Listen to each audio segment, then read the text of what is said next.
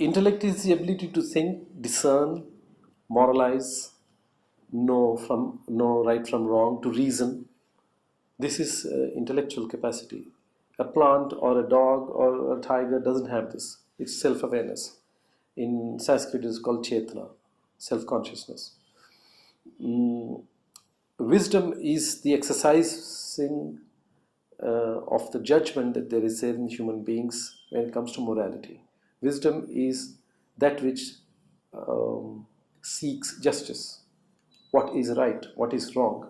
When you exercise your wisdom, you are pursuing right and wrong, and to the best of your reasoning power, capacity to reason, and also your morality. When you combine this together, you will form wisdom. And more experience that you have, more wise you can be. It is because you develop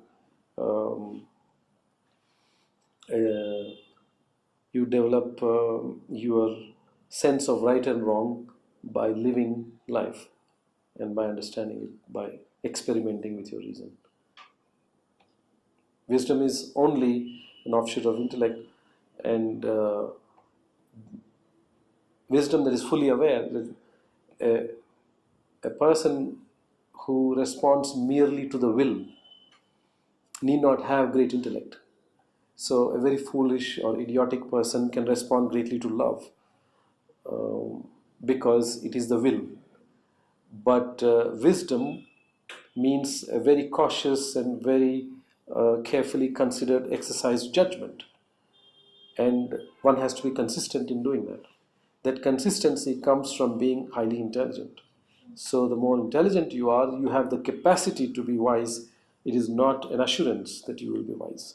Wisdom is a judgment that you exercise each time you need to be wise. So yesterday if you were wise, today you could be foolish.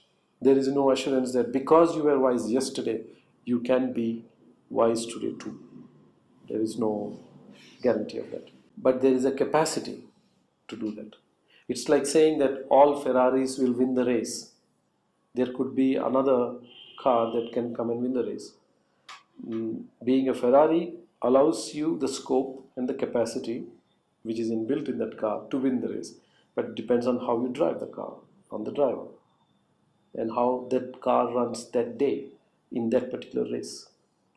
It is the same with human beings. You have to exercise judgment and be wise at every step of your life. So you have to reason. In Indian language, it is even because Indian language is more philosophical, it is explained better. Wisdom, intellect, it is in Indian language called yukti. It is the highest state of reason. So yukti is your power to reason. And the one who can reason the best is the most moral.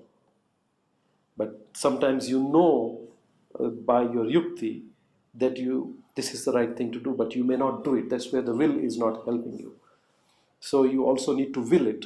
That means your yukti should be so good that you should be able to divert and direct your will to do good. That's a wise person.